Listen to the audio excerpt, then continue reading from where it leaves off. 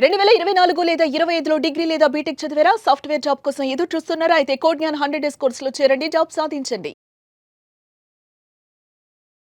నమస్కారం మేడం. నమస్తే అండి. చాలా వరకు మెనోపాజ్ అన్న వర్డ్ వినగానే భయపడిపోతూ ఉంటారు. ఈ మెనోపాజ్ అంటే ఏంటి మేడం? ఏ ఏజ్లో మనం మహిళల్లో ఇది చూడడం జరుగుతుంది? అండ్ దాంతోపాటు మనం చూస్తే మెనోపాజ్కి సంబంధించి ఎర్లీ మెనోపాజ్ అంటున్నారు, ప్రీమెచ్యూర్ మెనోపాజ్ అంటున్నారు, ఇలా రకరకాల పేర్లు అయితే వినిపిస్తూ ఉన్నాయి. వాటికి ఉన్న డిఫరెన్స్ ఏంటి? దేన్ని ఏ విధంగా మనం గుర్తించవచ్చు? సిమ్టమ్స్ అనేది డిఫరెంట్గా ఉంటుందంటారా? బేసిక్గా మెనోపాజ్ అంటే మీనో అంటే మెన్స్ట్రుయేషన్, పాజ్ అంటే ఆగిపోవటం. పీరియడ్స్ ఆగిపోవటాన్ని మెనోపాజ్ అంటాం. అంటే 12 నెలల పాటు వరుసగా పీరియడ్స్ రాకపోతే మెనోపాజ్ వచ్చినట్టు మనం లెక్క. అంటే 1 year కంటిన్యూస్గా పీరియడ్ రాకూడదు. అంటే ఇప్పుడు ఈ జనవరిలో పీరియడ్ వచ్చింది, మళ్ళీ ఈ డిసెంబర్లో వచ్చింది, నెక్స్ట్ జనవరిలో కాలేదు. నో, ఈ జనవరిలో పీరియడ్ వచ్చి నెక్స్ట్ జనవరి దాకా పీరియడ్ రాకపోతే దాన్ని 1 year పీరియడ్ కంప్లీట్గా లేకపోతే వాళ్ళని మెనోపాజ్ కింద మనం చెప్పచ్చు, మెనోపాజ్ వచ్చేసిందని. సెకండ్ థింగ్, ఇండియాలో 45 ఏళ్ల నుంచి 55 years, 45 to 55 years menopausal age. It's normal routine. ఈ ఏజ్ లో ఏ టైంలో అయినా రావచ్చు. ఓకే. 45 years లోపు అంటే 40 to 45 years మధ్యలో పీరియడ్ ఆగిపోతే మెనోపాజ్ వస్తే దాన్ని ఎర్లీ మెనోపాజ్ అంటాం. 40 సంవత్సరాల కంటే ముందు పీరియడ్స్ ఆగిపోవటాన్ని ప్రిమెచ్యూర్ మెనోపాజ్ లేకపోతే ప్రిమెచ్యూర్ ఒవేరియన్ ఏజింగ్ అంటాం, ఆర్ ప్రిమెచ్యూర్ ఒవేరియన్ ఫెయిల్యూర్. అంటే 40 ఏళ్ళు లోపే ఆ మహిళకి పీరియడ్స్ ఆగిపోవటం. That is not normal. Early menopause అంటే రకరకాల కారణాలు నేను చెప్తాను. అర్లీ మెనోపాజ్ అంటే 40 to 45 years మధ్య పీరియడ్స్ ఆగిపోవటం. 45 to 55 years లోపు ఆగిపోవటం నార్మల్. సో మేడం, మీరు అన్నట్టుగానే ఎవరికైనా కూడా ఎర్లీగా మెనోపాజ్ స్టేజ్ వచ్చింది అనుకోండి, వాళ్ళ యొక్క సిమ్టమ్స్ ఎలా గుర్తించవచ్చు అంటారు? బేసిక్గా మెనోపాజ్ ఎప్పుడన్నా రాని సిమ్టమ్స్ ఒకే రకంగా ఉంటాయి. ఎందుకంటే బేసిక్ పెథాలజీ ఏంటి? పీరియడ్స్ ఆగిపోవటం. గర్భసంచి పక్కన అండాశయాల్లో ఒవేరియన్ ఫంక్షన్ తగ్గిపోయింది. ఒక అమ్మాయి పుట్టినప్పుడు 10 నుంచి 20 లక్షల అండాలతో పుడుతుంది. ఇక దాదాపు 300-400 అండాలు వచ్చేసేటప్పటికి మెనోపాజ్ వచ్చేస్తుంది. అంటే దాదాపుగా ఉన్న అండాలన్నీ అయిపోయినాయి. అండాలు తయారవడానికి హెల్దీ అండాలు లేవు కాబట్టి పీరియడ్స్ ఆగిపోయి. ఇది బేసిక్గా. పీరియడ్స్ ఆగిపోయిన మహిళల్లో what are the symptoms? Hot flushes, night sweats, vaginal dryness, mood swings, anxiety, గుండెదడ, పాల్పిటేషన్స్, ఇవన్నిటినీ మనము సిమ్టమ్స్గా చెప్పచ్చు. దీంతో పాటు కొంచెం ఎక్సెసివ్గా చిరాకు, కోప్పట్టం కూడా మనం గమనిస్తుంటాం. బికాస్ సడన్గా మహిళల యొక్క ఈస్ట్రోజన్, ప్రొజెస్ట్రాన్ హార్మోన్స్ తగ్గిపోయినాయి. తగ్గిపోయేటప్పటికి ఇట్ ఈస్ లైక్ ఒక హార్మోనల్ ఏంటి స్ట్రామ్ అని చెప్పచ్చు మనం. ఇప్పుడు స్నో పడితే స్నో స్టామ్ ఎలా అంటామో, ఇది ఒక హార్మోనల్ స్టామ్. అంటే కంప్లీట్గా హార్మోన్స్, రెగ్యులర్గా ఉన్న హార్మోన్స్ కంప్లీట్గా తగ్గిపోయేటప్పటికి ఆ మహిళల్లో వచ్చే మార్పులు అనమాట. ఎలాంటి మార్పులు చూడబోతాం మేడం? అంటే బయాలజికల్ పరంగా కావచ్చు, ఫిజియలాజికల్గా అండ్ ఫిజికల్గా ఎలాంటి చేంజెస్ చూస్తాం? ఎగ్జాక్ట్లీ. మనం దీన్ని 3 రకాలుగా కేటగిరీలుగా డివైడ్ చేయొచ్చు. ఒకటి ఫిజియలాజికల్గా బాడీలో వచ్చే బయోలాజికల్ మార్పులు, ఎమోషనల్ మార్పులు, అండ్ ఈ 2 ఎమోషనల్ కాకుండా సోషో కల్చరల్, అంటే సమాజం పట్ల వాళ్ళ బిహేవియర్ ఎలా ఉంటుంది. ఈ 3 కేటగిరీస్గా మనం డివైడ్ చేస్తే బాడీలో వచ్చే మార్పులు స్కిన్ డ్రైనెస్, వెజైనల్ డ్రైనెస్, తర్వాత హాట్ ఫ్లషెస్ అంటే మొహం సడన్గా వేడి అయినట్టు అనిపించటము, గుండెదడ, ఇవి వీళ్ళలో కనపడుతుంది. వీటితో పాటు irritability, mood swings, cognitive decline అంటే మతిమరుపు, ఇవి స్టార్ట్ అవుతాయి బికాస్ ఆఫ్ హార్మోనల్ చేంజెస్. ఇవి పక్కన పెడితే ఇప్పుడు బయోకెమికల్ చేంజెస్ పక్కన పెడితే మనము ఎమోషనల్గా ఈ చేంజెస్ వల్ల కోప్పటం, ఇంట్లో వాళ్ళ మీద అరవటము, అసలు కారణం ఏమీ లేకుండానే మూడ్ చేంజెస్ రావటము, చిరాకు, వీటన్నిటినీ గమనిస్తాం ఈ మెనోపాజల్ పీరియడ్లో. థర్డ్ వచ్చేటప్పటికి సోషల్ కల్చరల్ అంటే ఎవరితో మాట్లాడాలనిపించకపోవటం, లేకపోతే మాట్లాడితే అన్యూజువల్గా అంటే సాఫ్ట్గా ఉన్న మనిషి హార్ష్గా బిహేవ్ చేసినట్టు అనిపించటము. దాన్ని నేను ఏం చెప్తానంటే వీటిని పర్సనల్ అటాక్స్గా తీసుకోవద్దు. It is a problem that the patient is facing. ఈ మెనోపాజ్ వల్ల ఈ మార్పులు వస్తాయని అర్థం చేసుకోగలిగితే ఎదుటి వాళ్ళు దాన్ని కరెక్ట్గా అర్థం చేసుకోవడం కుదురుతుంది. అది మన మదర్ కావచ్చు, మన సిస్టర్ కావచ్చు, లేకపోతే మన ఫ్రెండ్ కావచ్చు, లేకపోతే రిలేటివ్లో ఎవరైనా కావచ్చు. కరెక్ట్గా వాళ్ళని అర్థం చేసుకోవాలంటే మెనోపాజ్లో వచ్చే మార్పులు మనం అర్థం చేసుకుంటే we can understand them better. ఇంకొక విషయం నేను చెప్పేది ఏంటంటే ఫస్ట్ 1 year ఆఫ్ మెనోపాజ్లో ఎక్కువగా ఉంటాయి. First 1 year of menopause most difficult period అది. ఎందుకంటే బాగా తగ్గిపోతుంది, బాడీ అలవాటు అవ్వదు, అంత low drop of hormones.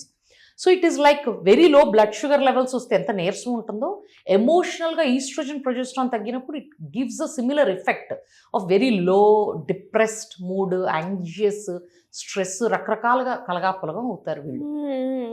The silver lining ఏంటంటే I always tell like take home message, please be assured that it is going to pass, this to shell pass అని గుర్తుపెట్టుకొని, nothing is yeah it is not permanent, it is a phase. But just ఆ కాస్త ఫేజ్లో ఆ lady, ఆ మహిళ తనకి problem ఉంది, సపోజ్ ఒక పేషెంట్కి ప్రాబ్లం ఉంది, పేషెంట్ కెనాట్ హెల్ప్ హిమ్సెల్ఫ్, పక్కన ఉన్న వాళ్ళు హెల్ప్ చేయాలి.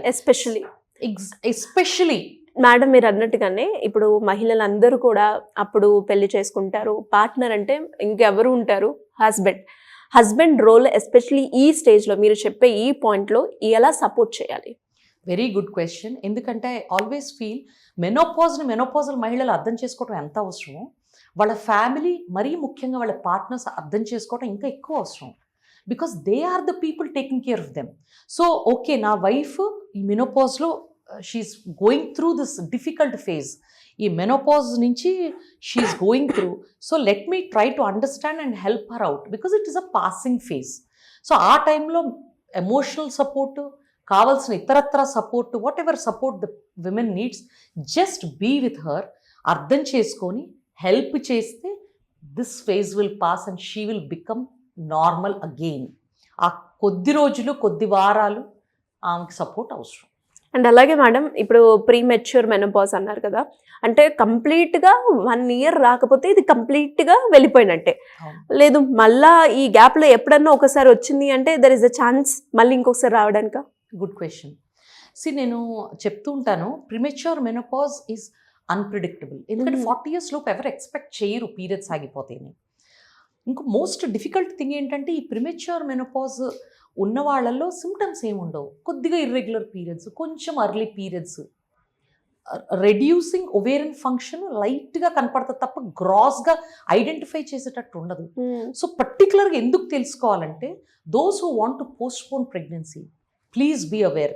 సపోజ్ మీరు 32, 33 ఉన్నారు, యూ గాట్ మ్యారీడ్, లేకపోతే you are planning a career, you are planning something, you have some other engagements, whatever it is, be it social, emotional, personal reason ఏదన్నా కానీ, pregnancy postpone చేయాలనుకుంటే మాత్రం ఖచ్చితంగా డాక్టర్ని కలవండి. Get your test done. ఏంటి, first of all scan, ultrasound scan to check your ovaries, ovarian function. దాంట్లో antral follicular count అని, ఎగ్స్ ఎన్ని ఉన్నాయి అనేది చెక్ చేస్తారు, follicles. Please get your blood test done. You want to get it అంటే ఒక FSH, follicular stimulating hormone test చేయించుకుని, ఒక AMH, అండాశయాల్లో శక్తి ఎంత ఉందో చెక్ చేసుకుంటే, ఒకవేళ ఎవ్రీథింగ్ ఇస్ ఫైన్ అంటే మీ డాక్టర్ మీతో చెప్తారు that everything is fine, you can wait. Suppose ఇది కనుక ఏదన్నా తేడాగా రిపోర్ట్స్ ఉంటే, మీ అండాల యొక్క క్వాంటిటీ తక్కువ ఉంది, లేదా మీ AMH వాల్యూ తక్కువ ఉంది, FSH వాల్యూ ఎక్కువ ఉంది అని కనుక రిపోర్ట్ వస్తే, this is a sign that either మీరు తొందరగానే ప్రెగ్నెన్సీ ప్లాన్ చేసుకోవాలి, లేదా you have to think about egg freezing or embryo freezing.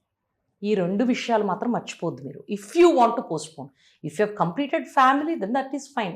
దానికి ఏం ట్రీట్మెంట్ ఉంటుందనేది తర్వాత మీరు గైనకాలజిస్ట్ చెప్తారు.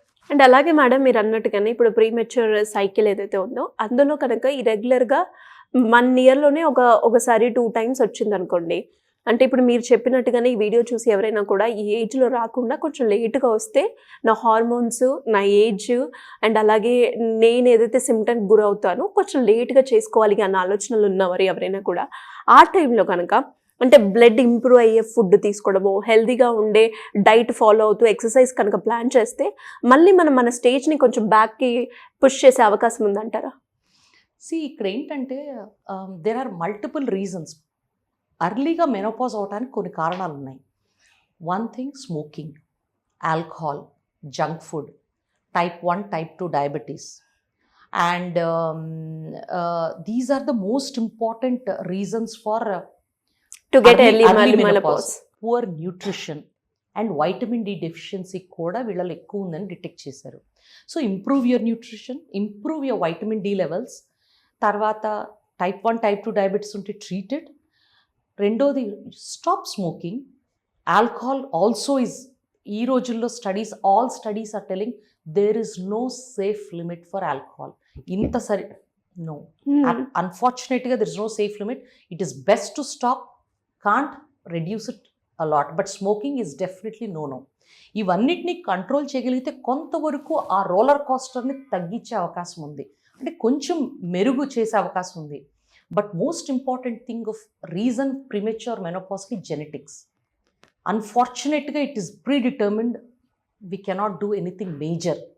ఉన్న ఎగ్స్ని వాడుకొని తొందరగా ట్రీట్మెంట్ చేయగలం తప్ప ప్రిమెచ్యూర్ ఒవేరియన్ ఫెయిల్యూర్ ఉన్న వాళ్ళకి మనం we can't do much to postpone it.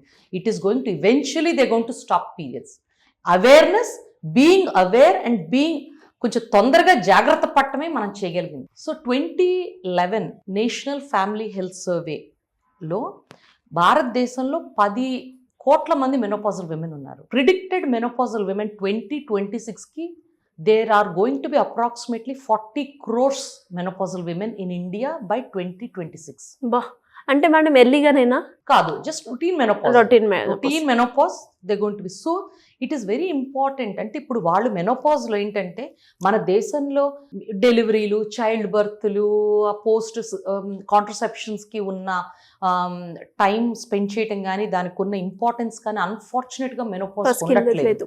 It is because ఈ రోజుల్లో ఒకప్పుడు భారతదేశంలో 1960లో life expectancy was just about 40s and 50s. ఈరోజు 70 years దాకా బతుకుతున్నాం. సో ఒక విమెన్ అప్రాక్సిమేట్లీగా 1/3 ఆఫ్ అవర్ లైఫ్ మెనోపాజ్లో జీవించబోతుంది. So it is very important for quality of life బెటర్గా ఉండాలంటే మెనోపాజ్ తర్వాత ఉన్న లైఫ్ని జాగ్రత్త చేసుకోవటం చాలా important. So what can we do? ఒకటి ఫిజికల్గా try to be active physically. Okay, మీ ఇష్టం వచ్చింది ఈ beat walking, swimming, cycling, dancing, ఏదైనా ఒకటి హాబీ తీసుకొని చెయ్యండి. Take care of your nutrition. Adequate vegetables and protein తీసుకోండి. Protein 1 gram protein per kg body weight must. Keep your vitamin levels normal. Vitamin B12 and D are very very important. Take it well. And if you have any other comorbidities like diabetes, hypertension, try to get it treated and keep it under control. Most important, your social interaction. Human beings are social beings. yes, Have a good group, your friend group, your peer group, ఎవరైనా. Spend quality time and so that it will reduce stress. Stress is the major reason we are getting so many. పాతకాలంతో just about 30-40 yearsతో పోలిస్తే ఒకప్పుడు 60 yearsకి heart attack వచ్చి ఇప్పుడు now 20s we are seeing heart attacks. And we are seeing most important reasons are 2. First is obesity, second is stress. So keep your weight under control, keep stress under control. Certain things are beyond, మనం ఏం చేయలేము. Whatever is possible, try to reduce it. Try to do certain meditation కావచ్చు, యోగా కావచ్చు, what ever మీకు నచ్చిన hobby కావచ్చు, ఒక 10 నిమిషాలు చదవటం కావచ్చు, ఒక కప్పు కాఫీ ఫ్రెండ్తో కావచ్చు, what ever it is that gives you Joy, try to do it. Have some me time. మీకంటూ ఒక టైం, బీట్ 1/2 hour 1 hour పక్కకు తీసుకొని do what ever gives you most happiness. Great madam, great information. Especially ఈ video ద్వారా ఎవరైతే audience చూస్తున్నారో ఒక్కటే మీదైనా నాదైనా, ఎస్పెషల్లీ మెనోపాజ్ స్టేజ్లో ఎవరైతే మహిళలు వెళ్ళిపోతున్నారో వాళ్ళకి ఇంట్లో ఉన్న పిల్లలైనా అలాగే లేదు అంటే పార్ట్నర్ అయినా కూడా వాళ్ళు ఎక్స్పెక్ట్ చేసేది ఒక సపోర్ట్. అది కూడా ఒక 2 మాటలు తిన్నారా, ఉన్నావా అని ఇలాంటి చిన్నయే కానీ ఒక గ్రేట్ మోటివేషన్ని అండ్ అలాగే ఆ స్టేజ్ని దాటడానికి ఎంతో బాగా ఉపయోగపడుతుంది అని అనుకుంటాను. సో మరి ఒక్కసారి మీ మదర్ అయినా లేదు అంటే మీ అత్తగారైనా ఎవరైనా కూడా ఈ స్టేజ్లో ఉంటే కొంచెం అంటూ ఒక సపోర్ట్ ఇవ్వండి. ఈ వీడియోని కనుక మీరు ఇంకొకసారి చూస్తే ఆ మెనోపాజ్ అంటే ఏంటి, ఎలా ఉంటుంది అనేది మీకే క్లారిటీ వస్తుంది. Anyways, great information ma'am. Thank you so much. Thank you.